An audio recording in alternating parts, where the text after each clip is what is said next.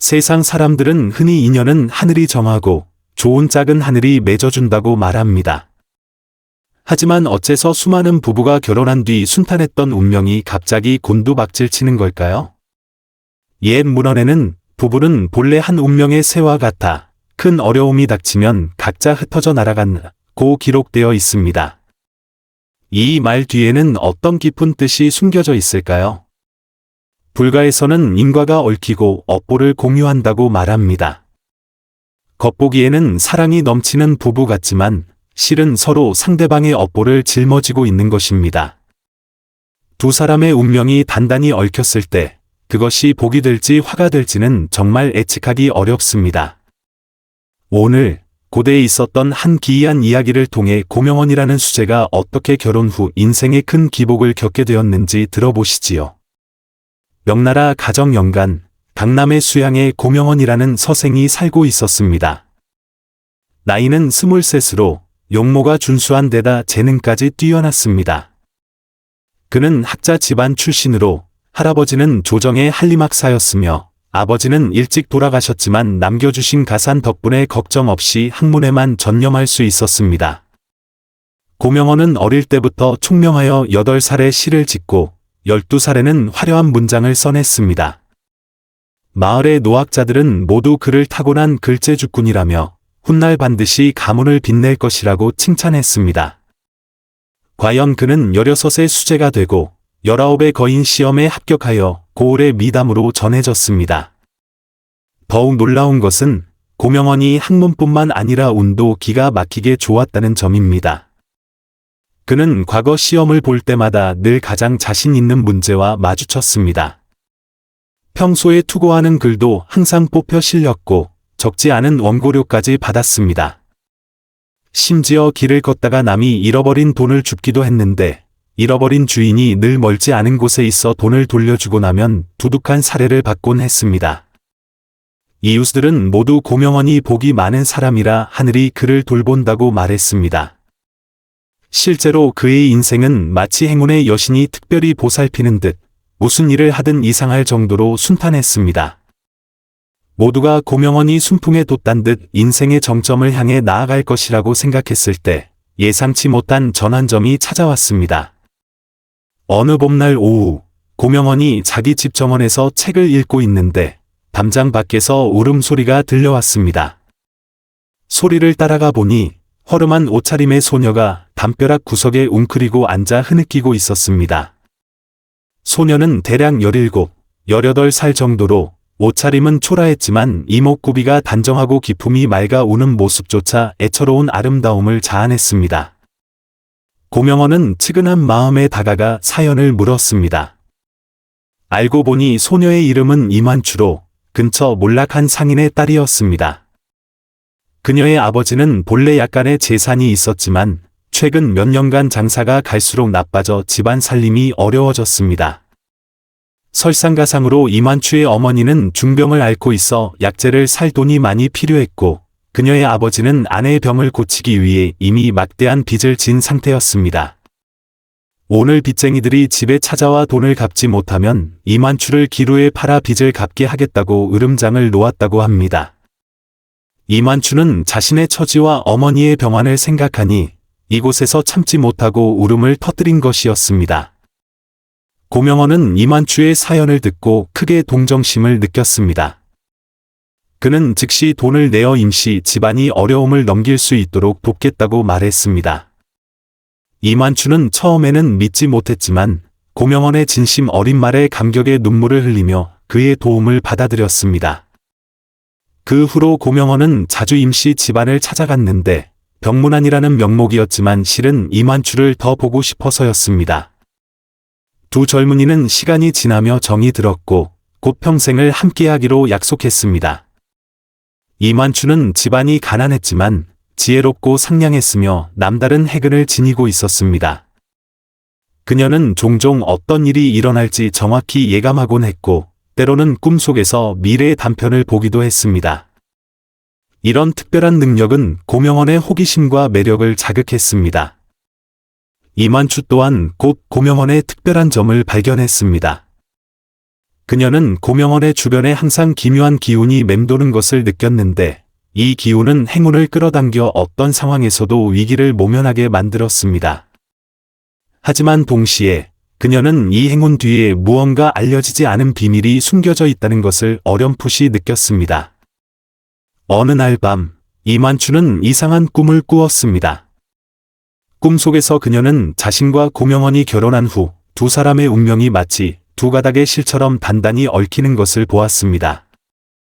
처음에는 그 얽힘이 두 배의 행복을 가져왔지만 시간이 흐르면서 불안한 장면들이 보이기 시작했습니다.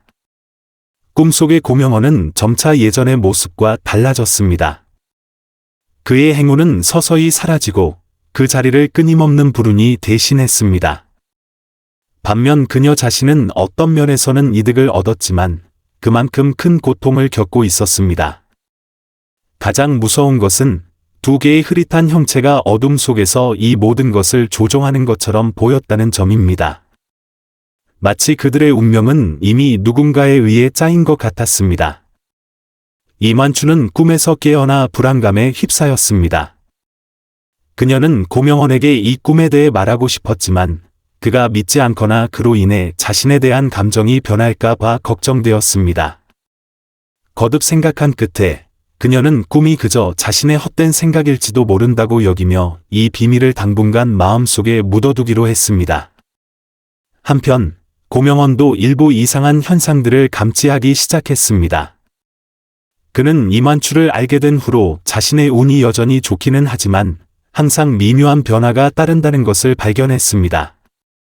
예를 들어 과거 시험에서 여전히 좋은 성적을 거두었지만 과정이 이전보다 조금 더 힘들어졌습니다.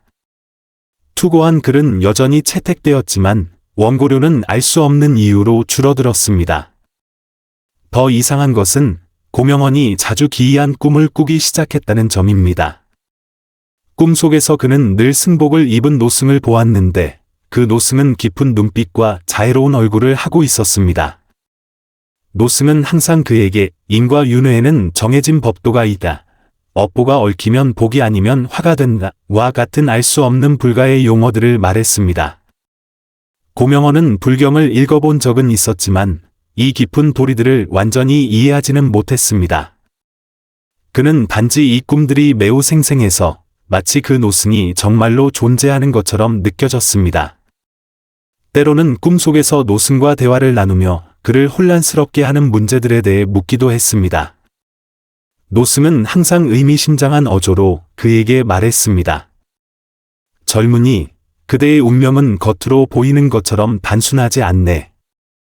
그대는 전생의 업보를 짊어지고 있으며 그대의 인연은 이 생에서 가장 큰 시련이 될 것이야. 고명원이 더 자세한 내용을 물으려 할 때마다 노승은 웃으며 대답하지 않았고 그러고 나면 꿈은 끝나곤 했습니다. 이로 인해 고명원의 마음은 혼란과 불안으로 가득 찼습니다. 마음속에 약간의 의구심은 있었지만 사랑의 힘은 고명원과 이만추를 하나로 묶었습니다. 양가 부모님의 동의를 얻어 두 사람은 이듬해 봄에 혼례를 올렸습니다. 혼례 날, 하늘은 맑고 하객들로 가득 차 모든 것이 완벽해 보였습니다. 그러나 신혼 첫날 밤, 이상한 일들이 일어나기 시작했습니다. 고명원과 이만추가 천지신명께 절을 올릴 때 그 자리에 있던 한 노도사의 안색이 갑자기 변했습니다. 이 도사는 고명원 집안과 대대로 교류해 온 사람으로 평소 점괘를 보며 생계를 유지했고 고을에서 꽤 명성이 높았습니다. 그는 두 신랑 신부가 절을 하는 것을 보고 무언가에 크게 놀란 듯한 광경을 목격한 것이었습니다. 절을 올리는 의식이 끝난 후 노도사는 고명원을 찾아와 엄숙한 표정으로 말했습니다. 명원, 늙은 내가 자네 집안과 3대에 걸쳐 교분이 있으니 오늘 몇 마디 하지 않을 수 없네. 자네 두 사람의 사주가 좀 특별하여 결합한 후에 아마 파란이 있을 것이야. 고명원은 신혼의 기쁨에 젖어 도사의 말을 대수롭지 않게 여겼습니다. 도사님, 제 좋은 날에 그런 불길한 말씀은 마십시오. 저와 완추는 마음이 잘 맞아 틀림없이 백년해로 할 겁니다.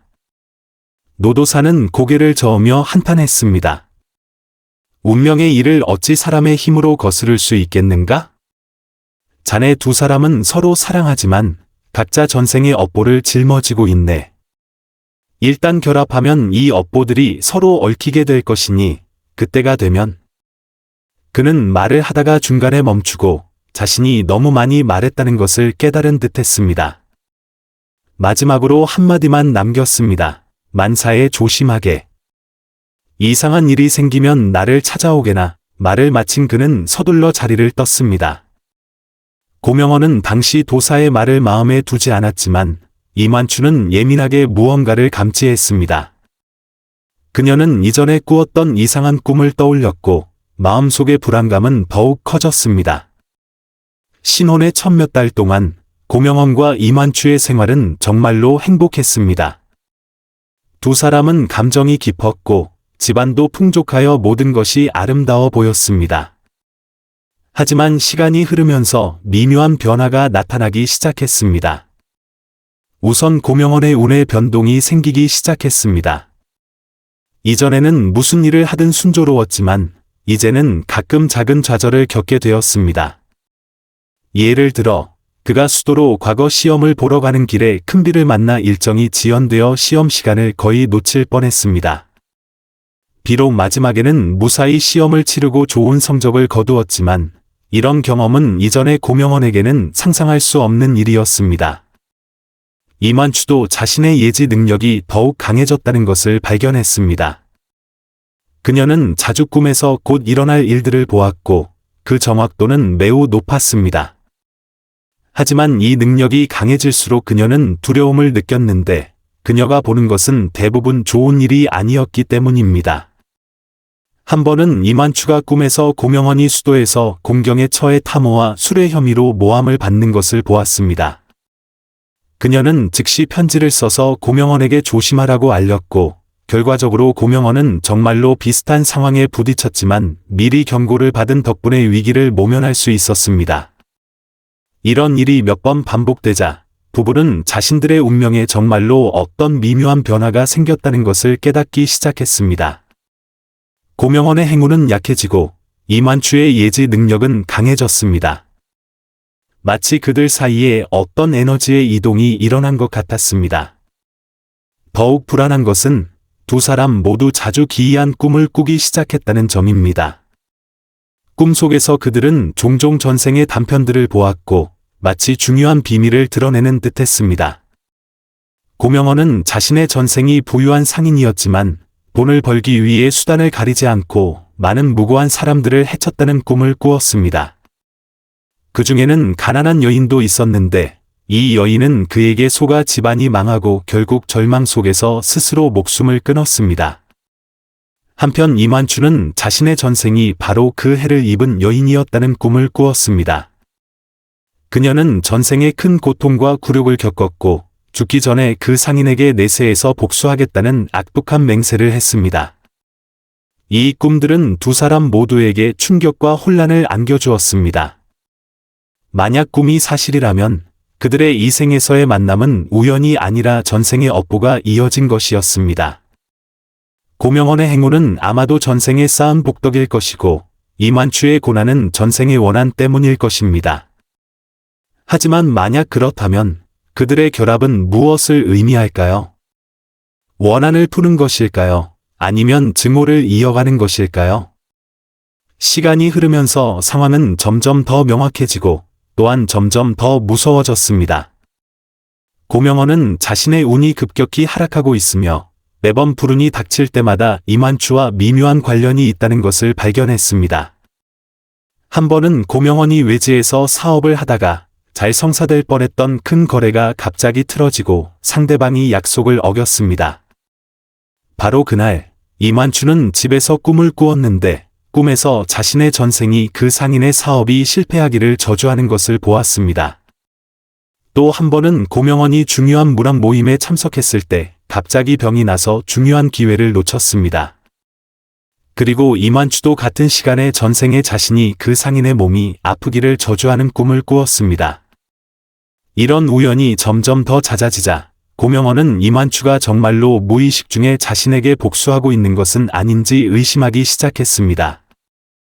하지만 이성은 그에게 이만추가 그를 사랑하며 고의로 그를 해칠 리가 없다고 말했습니다. 이만추 자신도 깊은 혼란에 빠졌습니다. 그녀는 고명원을 사랑하지만 마음속 깊은 곳에 설명할 수 없는 원한이 존재한다는 것을 발견했습니다. 이 원한은 현재의 고명원을 향한 것이 아니라 전생의 그 상인을 향한 것이었습니다. 하지만 업보의 작용 아래 이 둘은 이미 분리할 수 없는 것처럼 보였습니다. 더 무서운 것은 이만추가 자신이 고명원의 업보 일부를 짊어지고 있다는 것을 발견한 것입니다.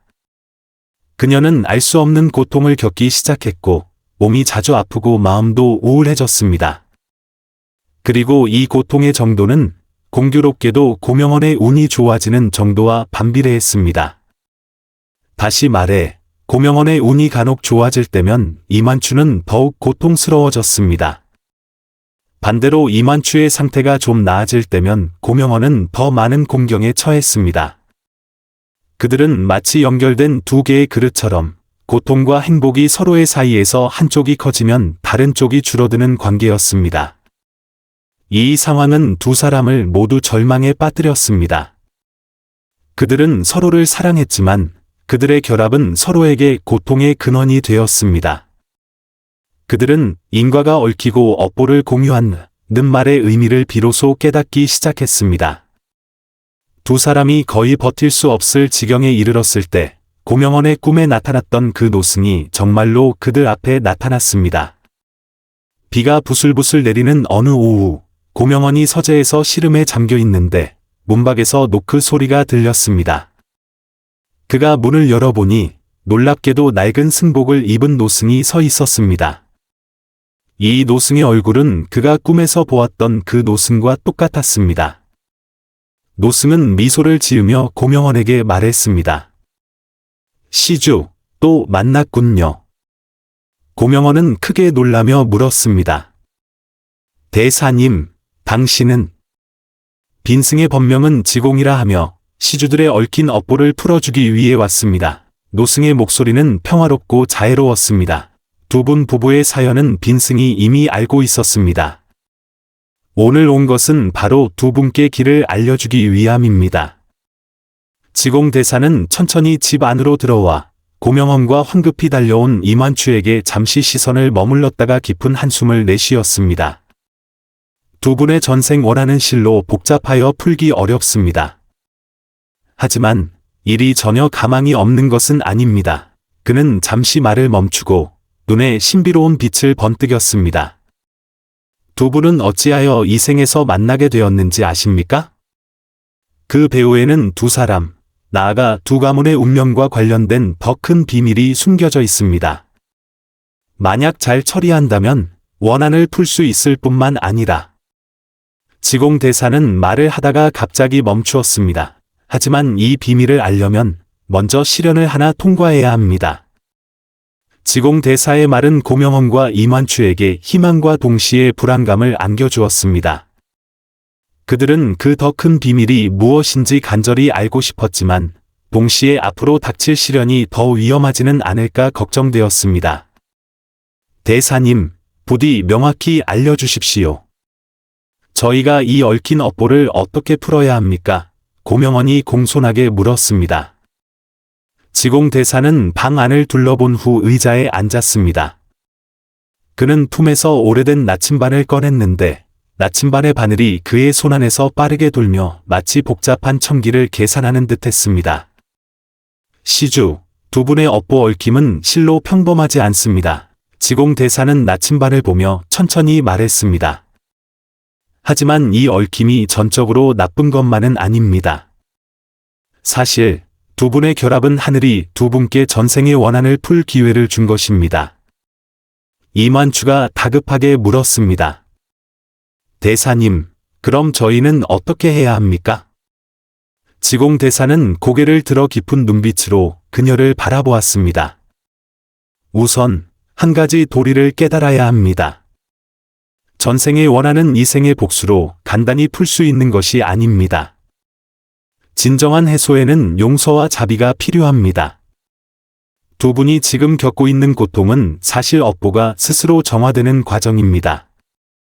고시주가 잃은 행운과 임시주가 겪는 고통은 모두 전생의 빚을 갚는 것입니다. 하지만 만약 두 분이 이 과정에서 서로 사랑하고 용서하는 마음을 유지할 수 있다면 이 업보의 얽힘은 점차 축복으로 바뀔 것입니다.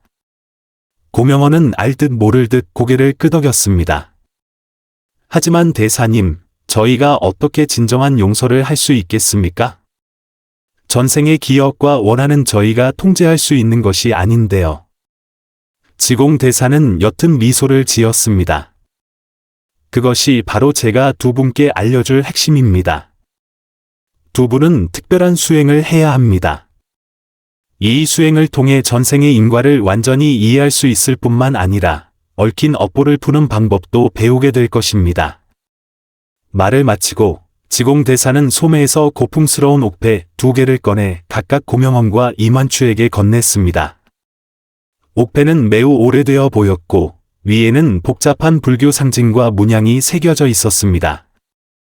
이것은 빈승이 서역의 고찰에서 가져온 2개의 업경입니다. 몸에 지니고 있으면 전생의 인과 윤회를 더 명확히 볼 수 있게 해주고 꿈속에서 수행하는 데 도움을 줄 것입니다. 이만추는 옥패를 받아들자 옥처럼 부드러우면서도 그 안에 기묘한 힘이 흐르는 것을 느꼈습니다. 대사님, 이 수행의 위험은 없습니까? 지공 대사의 표정이 엄숙해졌습니다. 어떤 수행이든 위험은 따릅니다.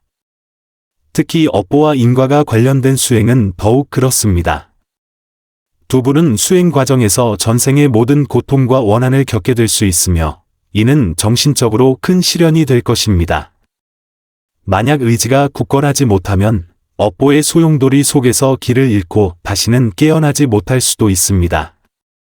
고명원과 이만추는 서로를 바라보았고 상대방의 눈에서 굳은 결의를 보았습니다. 아무리 위험하더라도 그들은 시도해볼 의향이 있었습니다. 지금의 상황은 이미 그들이 더 이상 감당할 수 없는 지경이었기 때문입니다. 저희는 이 수행을 받아들이겠습니다. 고명원이 두 사람을 대표하여 대답했습니다. 지공 대사는 고개를 끄덕였습니다. 좋습니다. 그럼 오늘 밤부터 이 2개의 업경을 지니고 잠자리에 드십시오. 꿈속에서 더 선명한 전생의 기억을 보게 될 것이고 몇 가지 시련과도 마주칠 것입니다. 기억하십시오. 어떤 상황을 만나더라도 초심을 잃지 말고 사랑과 용서로 원한을 풀어야 합니다. 그리고 한 가지 더 중요한 점이 있습니다. 지공 대사는 말을 이었습니다. 두 분은 수행 기간 동안 자신의 내면을 정직하게 마주해야 하며 어떠한 속임수나 숨김도 있어서는 안 됩니다. 오직 완전한 진심만이 업보의 용서를 받을 수 있습니다. 이 말을 마친 지공 대사는 몸을 일으켜 떠날 준비를 했습니다. 고명원이 급히 만류했습니다. 대사님, 저희 곁에 머물며 지도해 주실 수는 없겠습니까? 지공 대사는 고개를 저었습니다. 이 수행은 오직 두 분 스스로 해내야 합니다. 빈승의 역할은 방향을 가리켜주는 것일 뿐 구체적인 길은 두 분이 직접 걸어가야 합니다. 다만 정말로 위험에 처하면 옥패를 통해 빈승을 부를 수 있을 것입니다. 그리고 지공 대사는 문가로 가다가 갑자기 돌아보며 말했습니다. 진정한 시련은 아직 시작되지 않았다는 것을 기억하십시오. 두 분은 지금 겪는 일이 충분히 고통스럽다고 생각하겠지만 사실 이것은 얽힌 업보의 겉모습일 뿐입니다. 진정한 업보의 깊이는 두 분이 상상하는 것보다 훨씬 더 복잡합니다. 말을 마친 지공 대사는 비속의 밤으로 사라졌고 마치 한 번도 나타나지 않았던 것 같았습니다. 그날 밤 고명원과 이만추는 모두 불안한 마음으로 업경을 지니고 잠이 들었습니다. 과연 그날 밤부터 그들의 꿈은 이상할 정도로 선명하고 현실적이 되었습니다. 꿈속에서 고명원은 자신의 전생을 온전히 겪었습니다. 그는 정말로 조북이라는 이름의 부유한 상인이었습니다. 이 조북이는 비록 똑똑하고 유능했지만 마음이 바르지 못해 돈을 벌기 위해 자주 남을 해쳤습니다. 그는 전당포와 사채업을 하며 가난한 사람들에게 고금리를 물려 착취했습니다. 많은 사람들이 그의 착취 때문에 집안이 망했고 그 중에는 이만추의 전생도 포함되어 있었습니다. 이만추의 전생은 소련아라는 이름의 가난하지만 착한 여인이었습니다. 그녀의 아버지가 병들어 치료할 돈이 필요하자 소련아는 조부귀에게 돈을 빌렸습니다. 조부귀는 겉으로는 승낙했지만 차용증에 손을 써서 빌린 금액을 10배로 부풀렸습니다. 돈을 갚을 때가 되자 소련아는 자신이 도저히 그 거액을 갚을 수 없다는 것을 알게 되었습니다. 조부귀는 이 기회를 틈타 소련아에게 첩이 되어 빚을 갚으라고 제안했지만 소련아는 단호히 거절했습니다. 그러자 조부귀는 부하들을 시켜 소련아 집의 집과 밭을 모두 빼앗고 그녀의 아버지를 집에서 쫓아냈습니다. 소련아의 아버지는 분노와 병의 이중 충격으로 곧 세상을 떠났습니다. 아버지와 재산을 모두 잃은 소련아는 절망 속에서 스스로 목숨을 끊었습니다. 하지만 죽기 전에 그녀는 조부귀가 내세에서 이 모든 것을 갚게 하겠다는 악독한 저주를 내렸습니다. 이러한 전생의 기억을 본 고명헌의 마음은 죄책감과 고통으로 가득 찼습니다. 그는 이제 이만추의 마음속 원한을 완전히 이해하게 되었고 왜 그들의 결합이 이토록 많은 고통을 가져왔는지 깨달았습니다. 한편 이만추는 꿈속에서 전생의 굴욕과 고통을 다시 겪었고 그 증오의 불길이 그녀의 마음속에서 다시 타올랐습니다. 하지만 동시에 그녀는 현재의 고명헌이 얼마나 자신을 사랑하고 얼마나 무고한지를 보았습니다. 이로 인해 그녀는 엄청난 내적 갈등에 빠졌습니다. 더 중요한 것은 업경을 통해 그들 모두가 충격적인 진실을 보게 되었다는 점입니다. 그들의 전생 얽힘은 우연이 아니었습니다. 더 먼 전생에 그들은 서로 사랑하는 연인이었지만 가문의 원한 때문에 함께할 수 없었고 결국 함께 목숨을 끊었습니다. 바로 그 생의 강렬한 사랑과 안타까움이 이후 몇 번의 생에 걸쳐 얽히고 설키는 원인이 되었던 것입니다.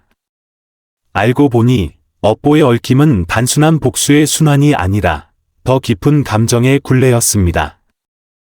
그들은 윤회 속에서 계속해서 만나고 계속해서 엇갈리고 계속해서 서로에게 상처를 주고 또한 계속해서 서로를 구원했습니다. 이 발견은 그들 모두를 충격에 빠뜨렸습니다. 그들은 이 업보의 얽힘을 풀기 위해서는 용서뿐만 아니라 이 복잡한 운명의 섭리를 이해하고 받아들여야 한다는 것을 깨닫기 시작했습니다. 수행이 깊어지면서 고명헌과 이만추는 꿈속에서 전생의 자신과 대화하는 법을 배우기 시작했습니다. 고명헌은 소련아에게 진심으로 사과하고 조부귀의 죄를 인정하며 용서를 구했습니다. 한편 이만추도 점차 운명의 복잡성을 이해하고 전생에 대한 원한을 내려놓기 시작했습니다. 하지만 그들이 수행이 거의 성공했다고 생각했을 때 더 큰 위기가 닥쳤습니다. 한 번의 꿈속 수행에서 고명헌과 이만추는 갑자기 자신들의 전생 외에 다른 영혼들이 어둠 속에서 이 모든 것을 조종하고 있다는 것을 발견했습니다. 이 영혼들은 더 이전에 조부귀에게 해를 입고 죽은 사람들이었고 그들의 원한은 더욱 깊어 조부귀의 환생이 행복해지는 것을 원치 않았습니다. 이 원령들은 꿈속에서 고명헌과 이만추를 공격하며 그들이 얽힌 업보를 푸는 것을 막으려 했습니다. 더 무서운 것은 이 공격이 현실 세계에도 영향을 미치기 시작했다는 점입니다. 고명헌의 몸에 알 수 없는 상처가 생기기 시작했고 이만추도 자주 의식을 잃고 쓰러졌습니다. 이 상황에 직면하자 지공대사가 다시 나타났습니다. 그는 이것이 수행 과정에서 가장 위험한 단계이자 가장 중요한 시련이라고 말했습니다. 이 시련을 통과해야만 그들이 모든 얽힌 업보를 진정으로 풀 수 있다는 것이었습니다. 두 분이 지금 마주하고 있는 것은 개인의 업보뿐만이 아니라 집단의 업보입니다. 지공대사는 엄숙하게 말했습니다. 조부귀가 전생에 해친 사람이 많아 그들의 원한이 쌓여 강력한 업보의 소용돌이를 형성했습니다. 이 소용돌이를 풀기 위해서는 더 큰 자비심과 지혜가 필요합니다. 지공대사는 그들에게 더 높은 차원의 수행 방법을 알려주었습니다. 그들은 꿈속에서 주도적으로 그 원령들을 찾아 하나하나와 소통하며 그들의 고통을 이해하고 자비심으로 그들의 원한을 풀어주어야 했습니다. 이 과정은 매우 힘들고 위험했습니다. 원령과 접촉할 때마다 고명헌과 이만추는 고통스러운 기억 속에서 길을 잃을 수도 있었습니다. 하지만 그들의 사랑이 그들에게 힘을 주었고 그들은 몇 번이고 이겨낼 수 있었습니다. 수개월의 힘든 수행 끝에 그들은 마침내 모든 원령과 화해를 이루었습니다. 그 원령들은 고명헌의 진심 어린 참회와 이만추의 사심 없는 사랑을 보고 마침내 마음속의 증오를 내려놓고 용서와 해탈을 선택했습니다. 마지막 원령이 사라졌을 때 고명헌과 이만추는 전례 없는 가벼움을 느꼈습니다. 그들을 얽매고 있던 업보의 족쇄가 마침내 완전히 깨진 것이었습니다. 더욱 신기한 것은 업보가 풀리면서 그들 모두 전례 없는 능력을 얻게 되었다는 점입니다. 고명헌은 예전의 행운을 되찾았을 뿐만 아니라 사물의 본질을 꿰뚫어보는 초월적인 지혜를 얻었습니다. 그리고 이만추의 예지 능력도 승화되어 다른 사람들의 불운을 풀어주는 신통력이 되었습니다. 가장 중요한 것은 그들의 사랑이 업보의 시련을 거치며 더욱 순수하고 굳건해졌다는 것입니다. 그들은 인연이 있으면 천비박에서도 만나는 말의 진정한 의미를 깨달았고 운명의 깊은 뜻도 이해하게 되었습니다. 지공대사는 그들이 수행에 성공한 후 다시 나타났고 이번에는 그의 얼굴에 흐뭇한 미소가 번졌습니다. 두 분은 아주 잘 해냈습니다. 그가 말했습니다. 개인의 얽힌 업보를 풀었을 뿐만 아니라 많은 원령에게 해탈의 길을 열어주었습니다. 이것이 바로 진정한 공덕입니다. 이제 두 분은 업보의 속박에서 벗어나 자유롭게 자신의 운명을 선택할 수 있게 되었습니다. 하지만 빈승은 두 분이 자신의 경험을 통해 똑같이 업보에 얽힌 다른 사람들을 돕기를 바랍니다. 고명헌과 이만추는 기쁘게 그 사명을 받아들였습니다. 그 후로 그들은 행복한 삶을 살았을 뿐만 아니라 멀리까지 이름난 인과 해결사가 되어 업보에 얽힌 수많은 부부와 가정을 도왔습니다. 그들의 이야기는 널리 퍼져 사람들이 즐겨 이야기하는 전설이 되었습니다. 사람들은 그들의 경험을 통해 중요한 교훈을 배웠습니다. 인과의 얽힘은 비록 무섭지만 결코 풀 수 없는 것은 아니라는 것을. 충분한 사랑과 인내, 그리고 지혜만 있다면 어떤 업보든 정화되고 승화될 수 있다는 것을 말입니다. 고명헌과 이만추의 이야기는 우리에게 인연 속의 업보 얽힘이 실제로 존재하지만 그것이 전적으로 나쁜 것만은 아니라는 것을 알려줍니다. 겉보기에는 업보의 공유가 고통과 불운을 가져오는 것 같지만 깊은 차원에서는 우리에게 전생의 원한을 풀고 마음을 정화할 기회를 제공합니다. 진정한 시련은 업보의 얽힘을 어떻게 피하느냐가 아니라 그 얽힘 속에서 어떻게 초심을 잃지 않고 사랑과 용서로 부정적인 업보를 전환시키느냐에 있습니다. 두 사람이 함께 업보의 시련에 맞서고 시종일관 자비로운 마음으로 서로를 대할 때 원래의 저주는 축복으로 바뀌고 고통은 지혜로 승화될 것입니다. 이것이야말로 불가가 말하는 인과 윤회에는 정해진 법도가 있다 는 말의 진정한 의미이며 부부 사이의 업보 공유가 갖는 궁극적인 의미일 것입니다.